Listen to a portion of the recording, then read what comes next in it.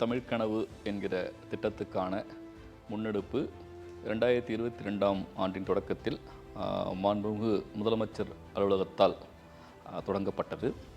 இதன் முதன்மை நோக்கம் என்பது பாடத்திட்டத்துக்கு அப்பால் உள்ள செய்திகளை, கருத்துக்களை இளைஞர்களிடம், குறிப்பாக கல்லூரி மாணவர்களிடம் கொண்டு சேர்ப்பது என்பதுதான் முதன்மை நோக்கமாகும். இந்த திட்டத்தில் தமிழ் மொழியின் சிறப்புகள், அவருடைய இலக்கிய வளங்கள், நம்முடைய தமிழ் பண்பாடு குறித்த புரிதல், தமிழர் தொன்மை, சமூக சமத்துவம், பொருளாதார மேம்பாட்டுக்கான வாய்ப்புகள், கற்றல் திறன் மேம்பாடு, வாசிப்பின் அவசியம் என பல பொருண்மைகளை உள்ளடக்கி இந்த திட்டம் வடிவமைக்கப்பட்டது. இந்த சொற்பொழிவு நிகழ்ச்சிகளில் பல ஆளுமைகள் கலந்து கொண்டனர். எழுத்தாளுமைகள், இலக்கிய ஆளுமைகள் மட்டுமல்லாமல் பண்பாடு குறித்த புரிதலை, தொன்மை குறித்த செய்திகளை அடுத்த தலைமுறைக்கு கடத்தும் வல்லமை படைத்தவர்கள், தொழில் முனைவில் சிறந்து விளங்குபவர்கள், ஓய்வு பெற்ற அரசு அலுவலர்கள், மாணவர்களின் சிந்தனை திறனையும் அவர்கள் ஊக்கமளிக்கும் வகையிலும் பேசக்கூடிய ஆற்றல் படைத்த ஆளுமைகள் என பல தளங்களிலிருந்து ஆளுமைகள் தொகுக்கப்பட்டு அவர்கள் மூலமாக இந்த சொற்பொழிவு நிகழ்ச்சிகள் தமிழ்நாடு முழுவதும் நடத்தப்பட்டது. நான் கேட்டேன், இந்த 5 நாளில் உங்களுக்கு ஒரு கலை வடிவத்தை சொல்லிக் கொடுக்க போகின்றேன். அது இந்தியாவின் மிக தொன்மையான ஒரு தமிழர் பண்பாட்டு வழக்காட்சியல் கலை. அந்த கலை முழுமையும் ஒரு உடல் அசைவு கிடையாது. உயிரின் நாதமாக தமிழ் எனும் ஒரு மூத்த மொழி இருக்கின்றது. அந்த மொழியின் வாயிலாகத்தான் கலையை பார்க்க முடியும். இங்கு ஒரு குறிப்புகளையும் நீங்கள் குறித்துக் கொள்ளுங்கள். உங்களுக்குள் எத்தனையோ பாடகர் இருக்கலாம், எத்தனையோ ஆடுபவர்கள் இருக்கலாம். இனிமேல் நீங்கள் பெருமை பொங்க சொல்லிக் கொள்ளலாம் உங்களை. எனக்கு முறையாக பாடத் தெரியாது, எனக்கு முறையாக ஆடத் தெரியாது என்ற அளவீடுகளே வேண்டாம். ஆட வேண்டும் என்று தமிழன் நினைத்து விட்டால் உனக்குள் முத்தமிழ் ரத்தம் ஓடுவதனால் நீ எப்படி ஆடினாலும் அது முறையாக ஆகிவிடும். உன்னுள் முத்தமிழ் இசை, இயல், இசை, நாடகம் எனும் அந்த ஒரு ஆன்மபலம் ஓடுவதனால் நீ எப்படி பாடினாலும் அது சுருதியில் சேர்ந்துவிடும். அதனால் எனக்கு முறையான சங்கீதம் தெரியாது, முறையான நடனம் தெரியாது என்று நீங்கள் இனிமே சொல்ல வேண்டாம். நீங்கள் எப்படி ஆடினாலும் எப்படி பாடினாலும் அது தமிழால் இணைந்துவிடும். அதனால் நாம் எல்லோருமே முத்தமிழ் கலைஞர்கள் என்பதுதான் தமிழனுக்கு முதல் அடையாளம். அதனை மையப்படுத்தி அந்த குழந்தைகளிடம் சொன்னேன், திருக்குறளை கற்றீர்கள் என்றால் உங்களை நீங்கள் அளவிட்டுக் கொள்ள முடியும் என்று. நீ யார் என்று கேட்டேன். ஐ எம் அ ஹியூமன் என்று ஆங்கிலத்தில் கூறினாள். அப்படி என்றால் அதற்கு அளவீடுகள் இருக்கா என்று கேட்டேன். மனிதம் அப்படிங்கிறதோட அளவுகளை யோசிக்கணும். இனிமே நீங்க உங்களோட மனித தன்மை எவ்வளவு அளவீடுகள்ல இருக்குன்னு நீங்க உங்களை கணக்கிட்டு கொள்ளணும்.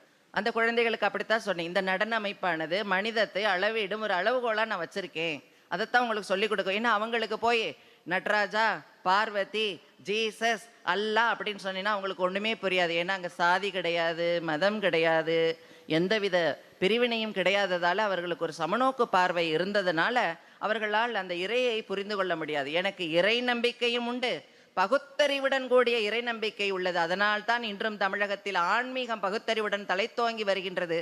அதனை எவராலும் வீழ்த்த முடியாத ஒரு இடத்தினில் தமிழும் பக்தியும் கலையும் ஆன்மீகமும் பகுத்தறிவும் ஒன்றுக்கொன்று பிணைந்து கொண்டிருப்பதனால் தான் இதனை நின்று அதனை பிரிக்க முடியாது, அதனை நின்று இதனை பிரிக்க முடியாது.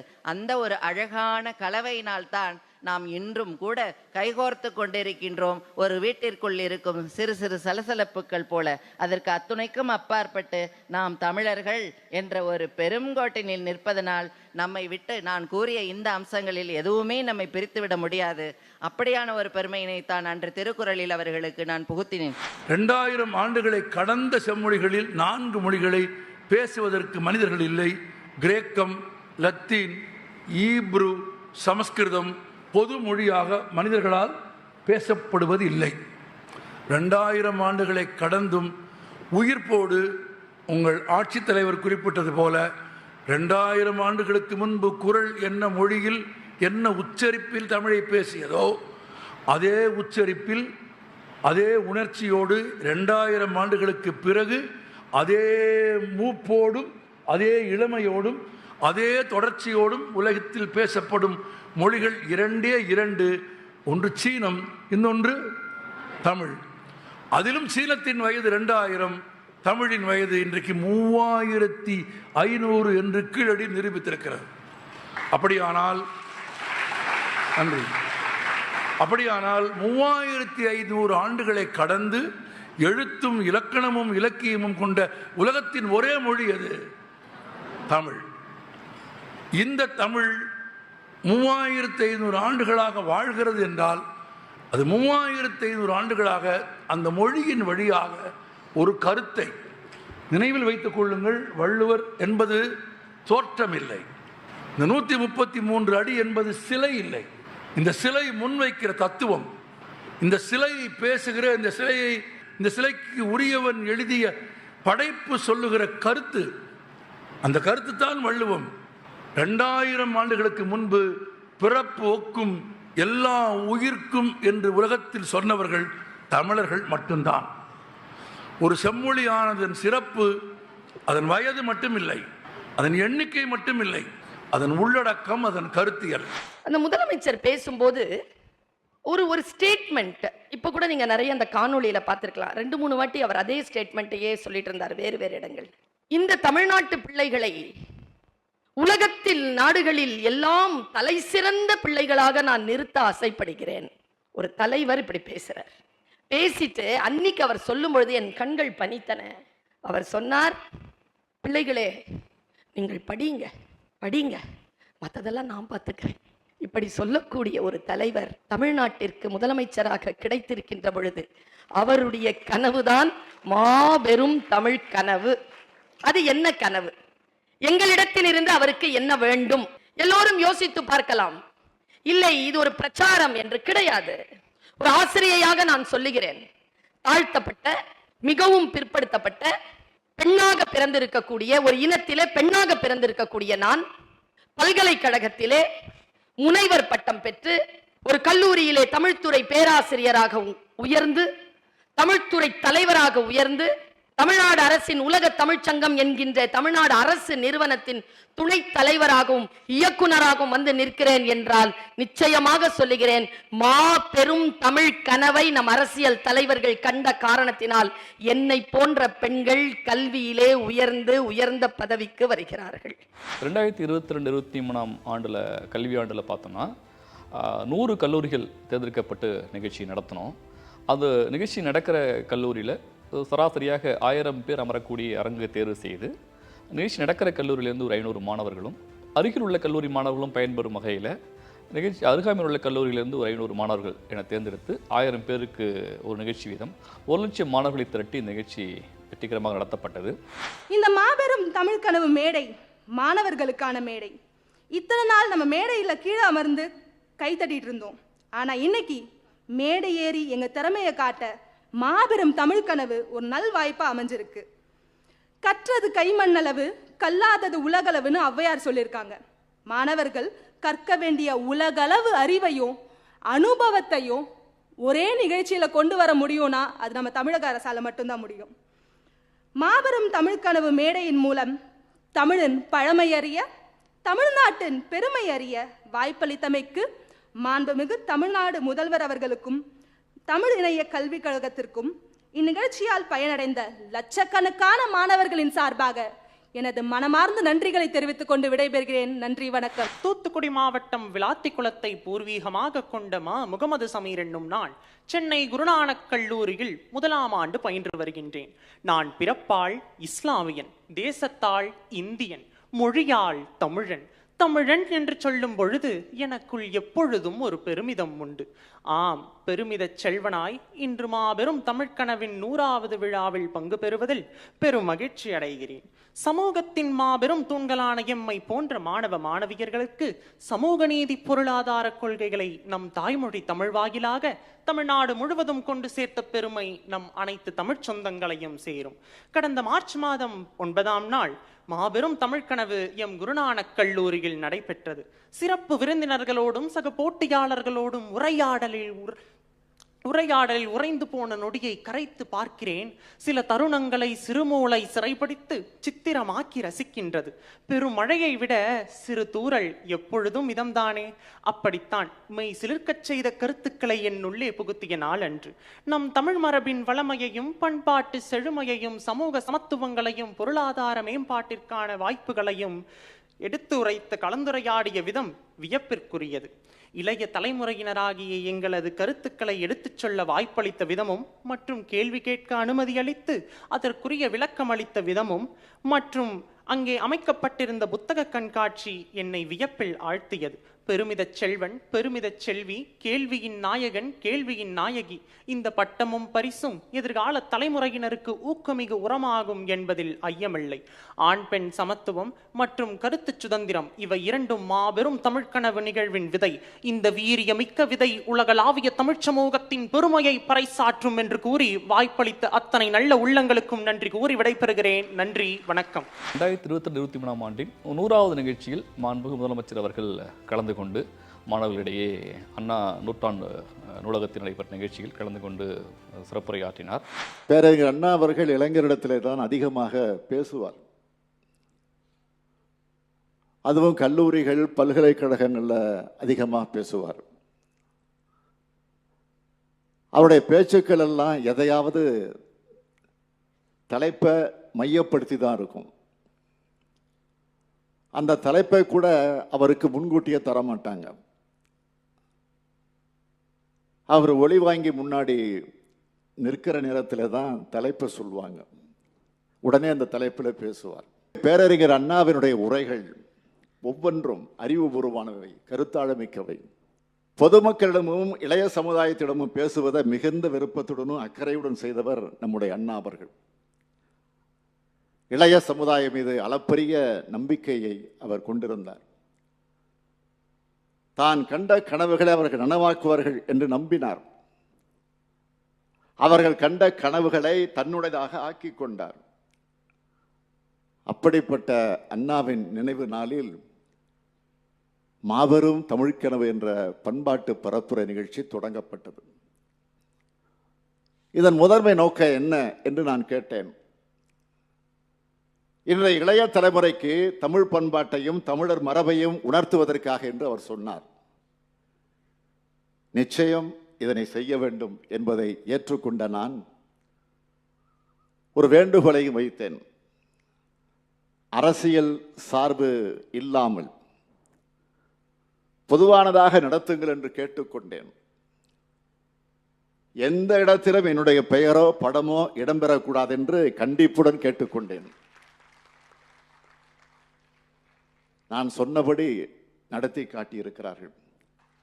100 நிகழ்ச்சிகளில் 200 சொற்பொழிவுகள் நடந்துள்ளன. இதில் மொத்தம் 1000 கல்லூரிகளை சார்ந்த 1,00,000 மாணவர்கள் பங்கெடுத்துள்ளார்கள். 1,00,000 மாணவ மாணவருக்கு தமிழ் மரபும் பண்பாடும் பயிற்றுவிக்கப்பட்டிருக்கிறது. இதில் பங்கெடுத்து உரையாற்றிய எழுத்தாளர்கள், சொற்பொழிவாளர்கள், ஊடகத்துறையை சார்ந்திருக்கக்கூடியோர், அறிஞர், சமூக செயல்பாட்டாளர்கள், சட்டமன்ற உறுப்பினர்கள், நாடாளுமன்ற உறுப்பினர்கள், கலைத்துறையை சார்ந்தவர்கள், தொழில் முனைவோர், அரசு அதிகாரிகள் என அனைவருக்கு நான் மனமார்ந்த நன்றியை தெரிவித்துக் கொள்கிறேன். இந்த ஒட்டுமொத்த நிகழ்ச்சியை இணைய கல்விக் கழகத்தினர் ஒருங்கிணைத்திருக்கிற மிக குறுகிய காலத்தில் செறிவாக இதனை செயல்படுத்தி காட்டிய தமிழ் இணைய கல்விக் கழகத்தினருக்கு என்னுடைய பாராட்டுதல்களை நான் தெரிவித்துக் கொள்கிறேன். இத்தோடு உங்கள் பணி முடிந்து விடவில்லை, இன்னும் இருக்கிறது. தொடர்ச்சியான பரப்புரைகள் மூலமாகத்தான் நல்ல பல கருத்துக்களை விதைக்க முடியும். ஒரு கருத்தை திரும்ப திரும்ப சொன்னவர்களும் மீண்டும் மீண்டும் சொல்ல வேண்டும் என்று முத்தமிழறிஞர் தலைவர் கலைஞர் அவர்கள் சொல்வார்கள். அது மாதிரி விதைத்துக் கொண்டே இருக்க வேண்டும். அப்படி விதைத்தால்தான் பேரறிஞர் அண்ணா காலத்தில் உருவானதை போன்ற மாணவர்களை உருவாக்க முடியும். நான் திராவிட இனத்தை சார்ந்தவன், நான் என்னை திராவிடன் என்று அமைத்துக் கொள்ள பெருமைப்படுகிறேன். இப்படி கூறுவதால் நான் வங்காளிக்கோ, மராட்டியருக்கோ, குஜராத்தியருக்கோ எதிரானவன் அல்ல. நான் என்னை திராவிட இனத்தை சார்ந்தவர் என்று சொல்லிக் கொள்ளும் போது திராவிடனும் இந்த உலகத்துக்கு வழங்க திட்டமான, தெளிவான, மற்றவரிடமிருந்து வேறுபட்ட சில இருக்கின்றன என்று பேரறிஞர் அண்ணா அவர்கள் பேசினார்கள். நாம் தாய் தமிழ்நாட்டுக்கு தமிழ்நாடு என்று பெயர் சூட்ட வேண்டும் என்பதை வலியுறுத்தி பேசும்போது இதையெல்லாம் அண்ணா அவர்கள் குறிப்பிட்டார்கள். தாய் தமிழ்நாட்டுக்கு இளைஞர்களாகி நீங்கள் தமிழின் பெருமையை, தமிழினத்தின் பண்பாட்டை, தமிழ்நாட்டின் வரலாற்றை முழுமையாக அறிந்து கொள்ள வேண்டும் என்பதற்காகத்தான் அண்ணாவின் தம்பிமார்களாகிய எங்களால் இந்த மாபெரும் தமிழ் கனவு நிகழ்ச்சி ஒருங்கிணைக்கப்பட்டிருக்கிறது. அதற்கு அடுத்த கல்வியாண்டில் 2023-24 ஆண்டில் 100 நிகழ்வுகள், 1,00,000 மாணவர்கள் பயனடையும் வண்ணம் இந்த நிகழ்ச்சி நடத்தப்பட்டது. இந்த மேற்கண்ட 2 கல்வியாண்டுகளிலும் தமிழினிய கல்விக் கழகமானது உயர்கல்வித்துறையின் ஒத்துழைப்புடன் இந்த 200 நிகழ்வுகளை நடத்தியது. அதனை அடுத்து 2025-26 ஆண்டில் 200 நிகழ்வுகள் திட்டமிடப்பட்டு தற்போது உயர்கல்வித்துறையின் கீழ் இயங்கும் கல்லூரி கல்வி ஆணையரகத்தால் ஒருங்கிணைக்கப்பட்டு தமிழிய கல்விக் கழகத்தின் ஆதரவுடன் 199 நிகழ்ச்சிகள் நடைபெற்று முடிந்துள்ளன. 200ஆவது நிகழ்ச்சி மாண்புமிகு முதல்வர்கள் கலந்து கொள்ள இருக்கக்கூடிய நிகழ்ச்சியாக இருக்கும் என கருதுகிறோம். இந்த நிகழ்ச்சியை ஒட்டி மாணவர்களிடையே 2 குறிப்பேடுகள் நாங்கள் வழங்கணும். அதில் பார்த்தீங்கன்னா, ஒன்று உயர்கல்வி வேலைவாய்ப்பு வழிகாட்டி, இன்னொன்று தமிழ் பெருமிதம். இந்த 2 குறிப்பேடுகளுமே நம்ம சிறந்த தகவல்களை உள்ளடக்கி அவர்களுக்கு வழங்கப்பட்டது. இப்போ கல்லூரி கல்வி படிக்கக்கூடிய மாணவர்களுக்கு 3-4 வாய்ப்புகள் இருக்கும். ஒரு பட்டப்படிப்பு படிக்கிறான்னா மேற்படிப்பு போகலாமா, பிஜி போகலாமா, இல்லை சுய தொழில் தொடங்கலாமா, இல்லை அரசு வேலைக்கு போகலாமா, தனியார் வேலைக்கு போகலாமா, இந்த மாதிரி வாய்ப்புகள் இருக்கும். அப்போ இதை அனைத்தையும் உள்ளடக்கி நம்ம வந்து ஒரு அரசு வேலைக்கு போகணுன்னா என்ன மாதிரி அரசு பணிகள் இருக்குது, அறியப்படாத பொதுத்துறை நிறுவனங்கள் என்னென்ன இருக்குது, அங்கே எப்படி பணியில் சேருவது, தமிழ் அரசு பணியாளர் தேர்வாணையம் குறித்து, ஒன்றிய தேர்வாணையம் குறித்து, இந்த மாதிரி பல்வேறு தகவல் தொகுத்து கொடுத்துருக்குறோம். வெளிநாடுகளில் படிக்கிறது எப்படி, உள்நாடுகளில் படிக்கிற வாய்ப்புகள் வருது, அரசு தர ஊக்கத்தொகைகள் என்ன, இதெல்லாம் தொகுத்து 21 கட்டுரைகளாக தொகுத்து மாணவர்கள் கொடுத்துருக்குறோம். வழிகாட்டி தமிழ் பெருமிதம் ஒரு சின்ன குறிப்பேடு. அது வந்து நம்ம வந்து தமிழர், தமிழ் பண்பாடு, தொன்மை என பெருமிதம் பேசுகிறோம். அந்த பெருமிதத்துக்கான பின்புலம் என்ன, நாம் ஏன் பெருமைப்பட்டுக் கொள்கிறோம் என்பதற்கான அடையாளமாக 35 துணுக்குகளை தொகுத்து அதில் கொடுத்துருக்குறோம். இப்போ அறம்னு எடுத்துக்கிட்டோம்னா, அறம் வந்து சமத்துவம் வந்து தமிழ் அறத்தின் அடிப்படை, நல்லிணக்கம் நமது அடிப்படை குணம், அது குறித்து நம்முடைய ஏறு தழுவுதல் பற்றி, கீழடி நம் தாய்மடி, நம்முடைய சங்க இலக்கியம் குறித்து, அரண்மனைகள் கற்காப்பியங்கள் குறித்து, இந்த மாதிரி 35 தலைப்புகள் தொகுப்புகள் கொடுத்துருக்குறோம். இந்த வந்து என்னென்னா, நம்ம கொடுக்கறது மட்டும் இல்லாமல் மாணவர்கள் வந்து அதை குறித்து வாசிக்க சொல்கிறோம். ஒவ்வொரு கல்லூரி மாணவர்கள் தேர்ந்தெடுத்து ஆர்வமுள்ளவர்கள் வாசிக்கும் போது அந்த குறிப்புகளை தமிழ் பெருமிதம் உள்ள குறிப்பேடுகளில் உள்ள குறிப்புகளை திறம்பட வாசிக்கக்கூடிய மாணவர்களுக்கு பெருமிதச் செல்வன், பெருமிதச் செல்வி என்ற பட்டம் கொடுத்து அவங்கள ஊக்கப்படுத்துகிறோம். சான்றிதழும் புத்தகம் பரிசாக கொடுக்குறோம். நிகழ்ச்சி நடந்து முடிந்த பின் சொற்பொழிவாளர் உரையாற்றிய பின் கலந்துரையாடல் வைக்கிறோம் மாணவருடைய கருத்துக்களை கேட்பதற்காக. அதில் வந்து சிறப்பாக கேள்வி எழுப்பக்கூடிய மாணவர்களுக்கு கேள்வி நாயகன், கேள்வி நாயகி என உருவாக்குறோம். இதெல்லாமே வந்து அடுத்த தலைமுறையை வந்து நல்ல ஒரு ஆளுமையாக உருவாக்கணும் அப்படின்ற நோக்கத்துக்காக தான் இந்த மாதிரி அவங்களையும் சொற்பொழிவு மட்டும் இல்லாமல் அவங்களுடைய கலந்துரையாடல் நிகழ்ச்சி நடத்தி இதை பண்ணுறோம். இது மட்டும் இல்லாமல் ஒரு பக்கம் சொற்பொழிவுன்னா, இன்னொரு நோக்கம் வந்து நம்முடைய அரசு திட்டங்கள் குறித்து ஒரு காட்சி அரங்குகள் அங்கே அமைக்கிறோம். நம்ம ஒவ்வொரு கல்லூரியிலையும் ஒவ்வொரு நிகழ்வுலையும் காட்சி அரங்குகள் அமைக்கிறோம். குறிப்பாக ஒரு புத்தக காட்சி அமைச்சு அதில் வந்து மாணவர்கள் புத்தகம் வாங்குறாங்களோ இல்லையோ, நூல்கள் குறித்து அறிமுகம் கிடைக்கும் அவங்களுக்கு. அங்கே இருக்க மாவட்ட நூலகர்கள் மூலமாக, அந்த உள்ளூரில் இருக்க பதிப்பகங்கள் மூலமாக நம்ம வந்து ஒரு புத்தகங்களை காட்சிப்படுத்துகிறோம். அது மாணவர்களுக்கு நூல் அறிமுகம் கிடைக்கும். நம்ம தாட்கோ மூலமாக ஆதிதிராவிட பழங்குடியின இளைஞர்களுக்கு என்னென்ன மாதிரி திட்டங்கள் இருக்குது, சுயதொழில் திட்டங்கள், வேலைவாய்ப்பு திட்டங்கள் என்ன இருக்குது, அதை பற்றி ஒரு காட்சி அரங்கு. அப்புறம் சுயதொழில் பண்ண எண்ணம் உள்ளவங்களுக்கு மாவட்ட தொழில் மையம் மூலமாக என்னென்ன திட்டங்கள், நம்ம நீட்ஸு, அண்ணல் அம்பேத்கர் தொழில் முனைவு திட்டம், இந்த மாதிரி திட்டங்கள் குறித்த விளக்கங்கள். அப்புறம் சமூக நலத்துறை சார்ந்து செயல்படுத்தக்கூடிய என்னென்ன திட்டங்கள் பண்ணிட்டு இருக்கிறாங்க. அப்புறம் மாவட்ட முன்னோடி வங்கி மூலமாக என்னென்னலாம் வந்து நம்ம கல்விக்கடன், தொழில்கடன் பெறலாம் அப்படின்ற மாதிரி அவங்க மூலமாக காட்சி அரங்குகள். இந்த காட்சியரங்குகள் மூலமாக அங்கே இருக்கக்கூடிய மாவட்ட முதன்மை நிலை அலுவலர்கள் வந்து மாணவர்களுக்கு விளக்கம் சொல்லுவாங்க, அந்த திட்டங்களால் எப்படி பயனடையலாம் அப்படின்னு. இது கூட வந்து பெண்கள் எப்படி ஒரு சுய தொழில் புரிந்து முன்னேறாங்க அப்படின்றத மாணவர்களுக்கு விளக்கும் வகையில் அந்தந்த மாவட்டத்தில் இருக்கக்கூடிய சுய உதவி குழுக்கள், உற்பத்தி பொருட்கள் இருக்குது, அந்த சிறப்பான உற்பத்தி பொருட்களை காட்சிப்படுத்தி எப்படி வந்து அவங்க அந்த சுய தொழில் செய்து முன்னேறுகிறார்கள் என்பதற்கு ஒரு ஊக்கமளிக்கும் வகையில் அவங்க பொருட்களையும் நம்ம காட்சிப்படுத்துகிறோம் கல்லூரி வளாகத்தில். அதன் மூலமாக மாணவர்களுக்கு பயன் கிடைக்கிது. இந்த நிகழ்ச்சி மூலமாக நமக்கு கடந்த 3 கல்வியாண்டு நடத்தப்பட்ட நிகழ்ச்சி மூலமாக கிட்டத்தட்ட 4 லட்சம் மாணவர்கள் வந்து நம்ம அந்த நிகழ்ச்சியை கொண்டு போய் சேர்த்துருக்கிறோம். 4 லட்சம் மாணவர்களுக்கு நம்ம அந்த குறிப்பேடும் சிற்றேடும் போய் சேர்ந்துருக்கு. இந்த உயர்கல்வி வழிகாட்டி தமிழ் பெருமிதமும் போய் சேர்ந்துருக்கிறது. இதன் மூலமாக அவங்க பயனடைகிறாங்க. அது கூட நம்ம வந்து ஒவ்வொரு நிகழ்வுலையும் மாவட்ட ஆட்சியர் வாய்ப்புள்ள இடங்களில் கலந்துக்கிறாங்க. அது வந்து மாணவர்கள் வந்து ஒரு ஊக்கமளிக்கும் வகையில் இருக்கும். மாவட்ட ஆட்சியர் கலந்து கொள்ள இயலாத பட்சத்தில் அந்த மாவட்டத்தில் இருக்கக்கூடிய மாவட்ட நிலை அலுவலர்கள் அவங்க கலந்துக்கிட்டாங்கன்னா, அவங்க ஒரு ஐஏஎஸ் ஐபிஎஸ் நிலையில் இல்லை குரூப் 1 தேர்ச்சி பெற்ற அலுவலர்கள் கலந்து கொள்ளும்போது அதுவும் மாணவர்களுக்கு ஊக்கமளிக்கும் வகையிலாக இருக்கும். இந்த மாதிரி ஒரு பன்முகத்தன்மையின் கூட தன்மையுடன் கூடிய நிகழ்ச்சியாக வடிவமைக்கப்பட்டு இந்த நிகழ்ச்சி நடத்தப்பட்டு வருகிறது. இதனால் வந்து மாணவர்களை, இளைஞர்களை நல்வழிப்படுத்துவதற்கான ஒரு அமைப்பை இந்த அரசு ஏற்படுத்தி கொடுத்திருக்கிறது. அவர்கள் இந்த இளைஞர்கள் வந்து ஒரு சரியான திசையை நோக்கி பயணிக்க வேண்டும், நம்முடைய பண்பாடு குறித்த புரிதல் வேண்டும், நம்முடைய தொன்மை குறித்த ஒரு சிந்தனை வேண்டும் என்பதற்காக அவர்களுக்கு இந்த நிகழ்ச்சிகள் திட்டமிடப்பட்டு நடத்தப்பட்டு வருகின்றன.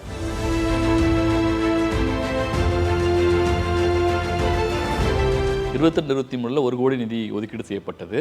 2023-24 ஆண்டில் 1.5 கோடி நிதி ஒதுக்கீடு செய்யப்பட்டது. தற்போது 2 நிகழ்ச்சிகள் என்பதால் 3 கோடி நிதி ஒதுக்கீடு செய்யப்பட்டு நடத்தப்பட்டு வருகிறது. இப்போ மாணவர்கள் பொறுத்த வரைக்கும் அவங்க வந்து இந்த பல ஆளுமைகள், அவங்க வந்து நேரில் பார்க்க இயலாத ஆளுமைகள் அங்கே கல்லூரியில் வந்து உரையாற்றும் போது அவங்களுக்கு வந்து அது ஒரு ஊக்கமளிப்பதாக இருக்கிறது. கேள்வி பதில் மூலமாகவும் தெரிஞ்சுக்கிறாங்க. இது என்னென்னா அவங்க வந்து ஒரு பலதரப்பட்ட ஒரு செய்திகளை, விஷயங்களை ஒரே இடத்தில் அறிந்து கொள்ளும் வாய்ப்பாக இருக்கிறதாக கருதுகிறாங்க. அந்த நிகழ்ச்சியிலையும் வந்து நிறைய பேர் வந்து கேள்வி கேட்குற விதமும், அந்த சொற்பொழிவாளர் என்ன உரையாற்றுறாரோ அந்த உரையை ஒட்டி கேள்விகள் அமையுது. அப்புறம் நம்ம வந்து சமூக சமத்துவம் குறித்த ஒரு புரிதலும் மாணவர்களிடையே ஏற்பட்டிருக்கிறது மூலமாக.